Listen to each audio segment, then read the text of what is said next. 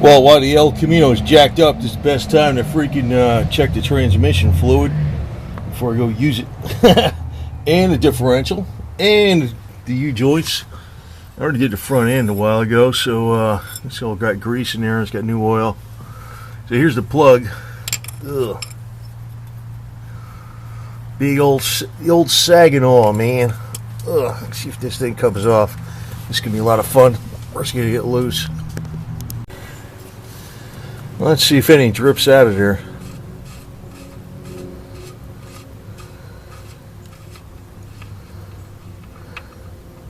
Oh yeah.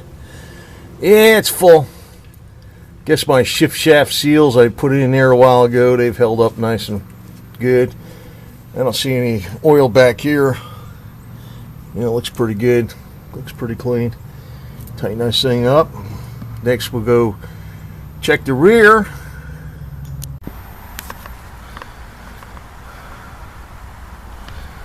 And here we got the rear, and it's on the side actually. You can see it's dripping out a little bit onto my arm. And it uses what it uses is a plug. I'll show you what the hell it is.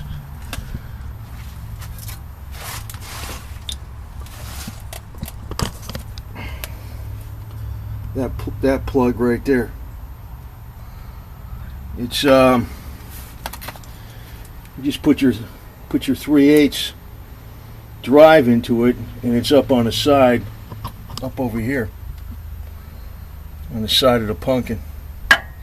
Figured it was full, but I want to double check it.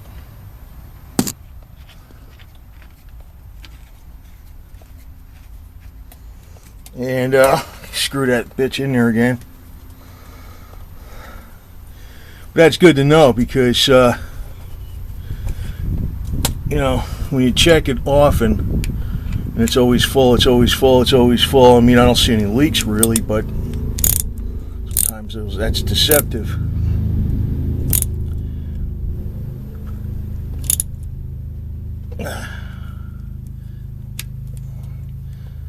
Sometimes that's deceptive. And sometimes shit leaks when you least expect it to. Look on my Chevy. What do you call that thing? The Cavalier. So yeah, I'm gonna be picking something up with this. And what I did too on the back here, you see this bracket on the that bracket right there. Instead of using a rubber strap, I used a piece of like 1/4-inch angle, well, whatever bracket, and I put a piece of rubber to insulate it from the other bracket, so it's still insulated for vibration. But you can hang on this exhaust now. It ain't going nowhere, man. Because actually that rubber strap broke a couple times on me, and these things are not from the factory. They don't have enough hangers on them, in my opinion. But the way I made this thing, it's never going to break. So there's always room for improvement over OEM. And you can see all my work down here. It's all been rust proofed. All this has been coated a bunch of times. You know, I just keep going over this car. It's an endless thing. And you know, whenever I see any rust, I try to knock it out, cut out some new metal and put it in here. But keep wanting to stop any old rust. But I don't take it all apart, because you know, I'm going to be using it here. I'm going to pick up an object that's about 250 pounds, and maybe Friday or Saturday if it comes in. And you know, if I have it in a million pieces, I can't use it, right? So that's the deal. I'll have it ready. I got it ready all the time. So just got to get this thing off these jack stands and lower it, and be all set. I'll tell you what's really cool about this floor jack. You know, I know it's a made in China, but you know, there was only one I saw that was from USA. It was Milwaukee, and it was about $700. This was like $80 or something like that delivered. But you know, when it's that much of a difference, I think I'll opt for China. But you know, I don't use it like a car jack for changing tires every freaking day on 20 vehicles. just once in a while, so it'll last me a lot of years. And I got these USA jack stands though, by US Jack, and these are extra big. They're a lot bigger than the ones. These I'd say are really for trucks, man. They're like 3 tons a piece. But this jack, even though it goes really, really low profile, it'll get this thing up high enough where I can get these out of here. And I just had it up 1 notch. These would go all the way like that. So if I wanted to really raise it up, I just put a block of wood under there and just keep going. And I'd have, the car would be way the hell up to here. And I could practically sit upright underneath there and work. So, let me, so this thing is, I used to think, those are not the biggest ones they make, but they're not the smallest ones they make. Probably most people would get the smallest ones they make. But, I already have these. And these are pretty good. These are from the 50s. And these were US made. 2 tons each. And when they're USA made and they say 2 tons on them, they're 2 tons for real. I mean, 2 tons each. So I had a couple of those, and those lifted up pretty high, but these here really lifted up good. So let me get this thing down. Got to do all 4 of them.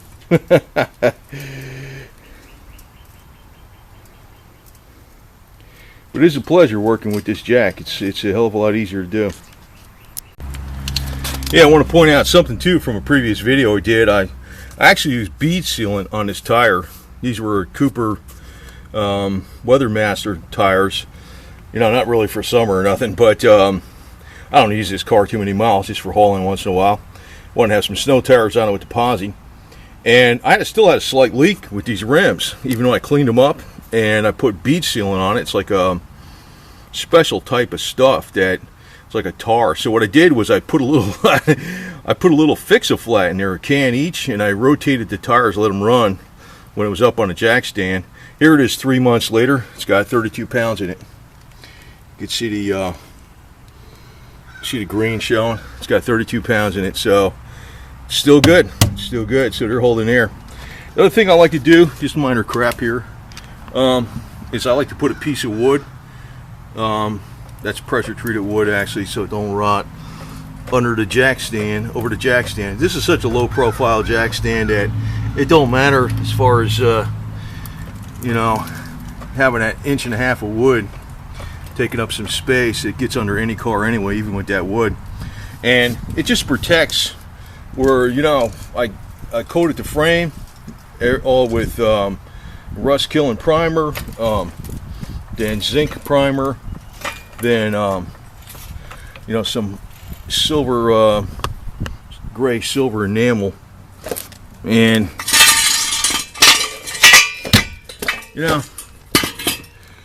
so just keeps that from getting chipped up again and stuff, so where it could start rusting maybe again. So then I don't think it's going to get rusty too easy. So I'm going to lower this down. Now I'm way up in the air. And get the other side. It's a nice. It's not a bad jack, man. I don't use the jack enough to justify getting a $700 Milwaukee, but if I actually had a shop, I would. Well, maybe I'd have this as a spare. But it's not a bad jack. And you grease it right here. Put a little grease in there to make sure that's okay. And probably will last a while.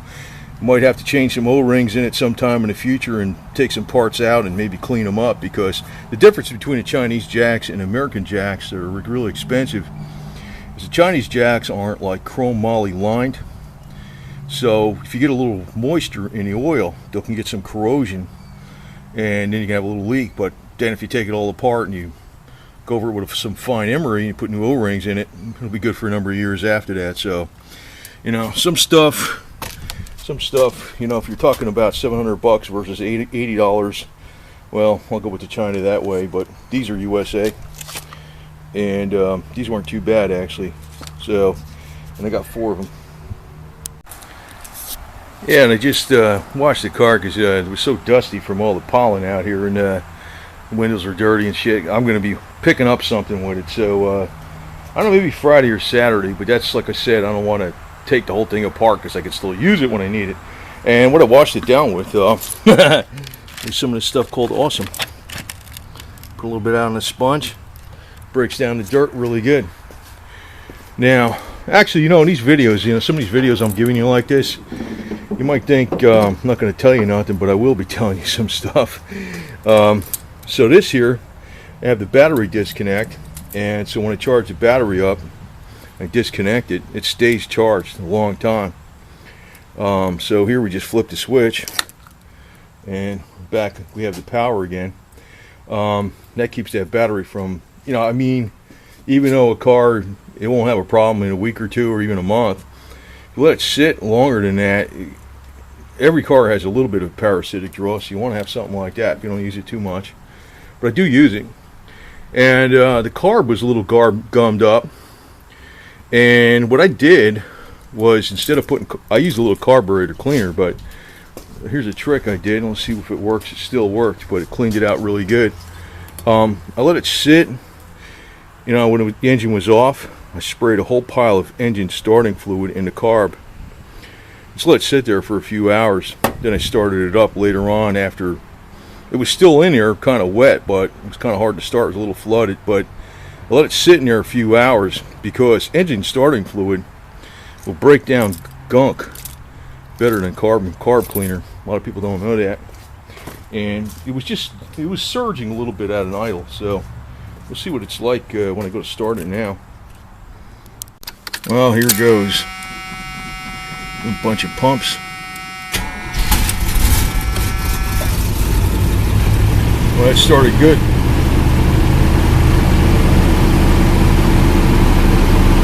It started good.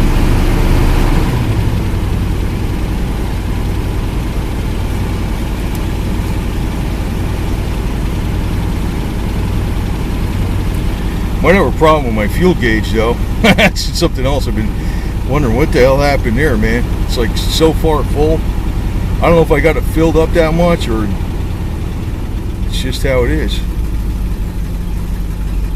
Oh yeah, it's idling good. It's idling good. It's still cold. So that trick with the starting fluid worked. So I'm going to actually get some cans of gas, and I'm going to make sure this thing's full before I go use it to you know, haul something with, because I'm not sure if that gauge broke. Let's see if it's got infinite resistance. Well, that means it's grounded, right?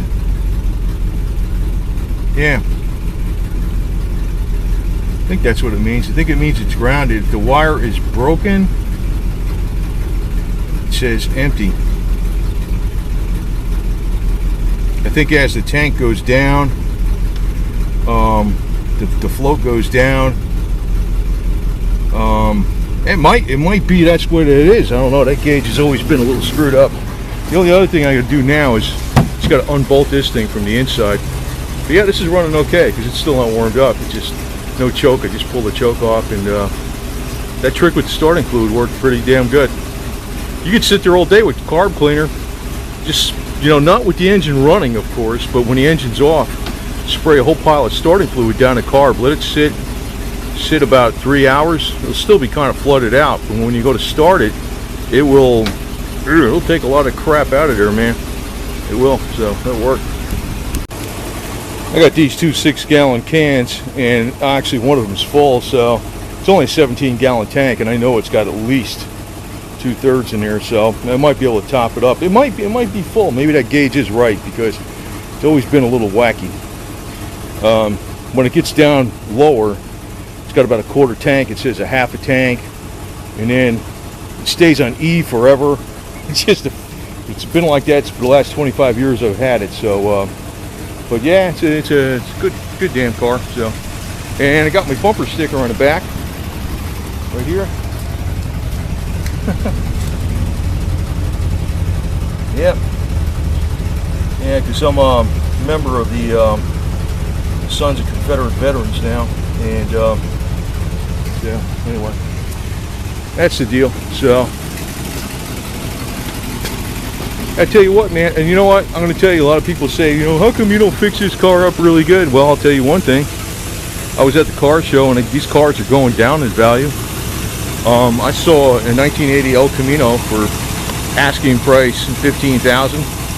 It had like a $7,000 or $10,000 paint job on it. I didn't really like the paint job though, because it was too multicolored and lime green. With a, you know, if it was more like this, I would probably be more okay with it. But it had a 383 motor in it, 5,000 miles on it. It had like the serpentine belt system. The wheels on it probably were worth, the wheels and tires are probably worth like $1,500 easy. I think the wheels alone were probably worth easy $1,200. Brand new interior, everything, turbo 400 transmission, air conditioning. I mean, it actually had a lot more chrome stuff on it than it, you know, even the wipers and shit were chrome. I mean, everything was done on the car. Frame up restoration, and far better than original, with a 383 stroker motor built to the balls and a turbo 400 and 4-wheel disc brakes. I mean, I couldn't even get 25% there for $15,000 in this car, so that's why I'm not doing that. You know, this is it's not a beater. It'll last another 50 years or more. So that's what I'm doing. That's why I just maintain them and use them, and not abuse them. Use them and keep them going. And so that's the way it is. But these small little tricks keep them going cheap. So I probably will get a classic car, but it probably will be a classic Jeep with a BT4 diesel, which is like the mini Cummins diesel, except it's a 4-cylinder in a CJ7. Might get one of those later. But I'm waiting for the prices to drop, and they probably will in 2 or 3 years. In the meantime, I got plenty of stuff, man. I got this. I got my other Jeep over here. I got a Cavalier. I got the Sebring convertible, and I got the '89 Harley. So, man, I got a boat. So, what the hell else you need, right? For crying out loud, man. If I got the other Jeep, I don't know. I'd probably get rid of one of the other cars. If I got a BT4, a Jeep with a BT4 diesel, I'd probably get rid of one of the other cars.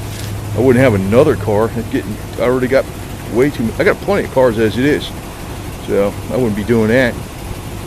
So that's my plan. That's my plan. So, you know, and everything on this thing works okay, man. Everything works. All the lights work, all the safety features work, the horns work, and wipers work, and all that bullshit. Starts up reliably. Goes down. It's got all new front end parts in it. Stuff. I mean, everything from the bushings down. I mean, that's really what matters. It's reliable. New battery, all other shit. So there you go. Yeah, and that gauge might have been about right, because I just put about 4 gallons in it and it was coming out. So that's filled up to the neck, you know. So that gauge was probably cool. It's not perfect, but it gives me a ballpark. I know when it's getting low, you know. So it's pretty much all over the place. So anyway, so it's good enough. Yeah, and that was the inside of my door there real quick. I did some undercoating and truck bed lining and shit on the bottom, so probably won't rust out too easy. And all this busted up shit that was in here, all broken stuff, lots of some grease on there. It's all new metal, so can't wait to get to the other side. And probably when I pull it in, I'll probably flip it around the other way. The only thing I got to do on this side is I got to fill in this thing. They put a rubber plug in here, because this has an antenna in the windshield. So what they do is they put a rubber plug in here from the factory. Now, if you did something like that, you know, on your own, they would say, "What's that so Mickey Mouse? Why do you put a rubber plug in here?" Well, they do shit like that from the factory, right? Well, it's going to get filled up with metal, so that's a minor thing. It's the only thing I really got to do on this side, and then I'll probably have it turned around, start working on the other side. And since I already did one side, the other side's going to go a lot quicker. This door was giving me a bitch. And I think the only thing I want to really do with this damn thing is, what I really give a shit about is, I don't really care about the paint too much, as long as the paint doesn't cause it to rust. I want to get these, change these window wipe things out. That's what I want to change out. Otherwise, ain't put much money in this sucker. Nah, as long as it don't rust, as long as it works.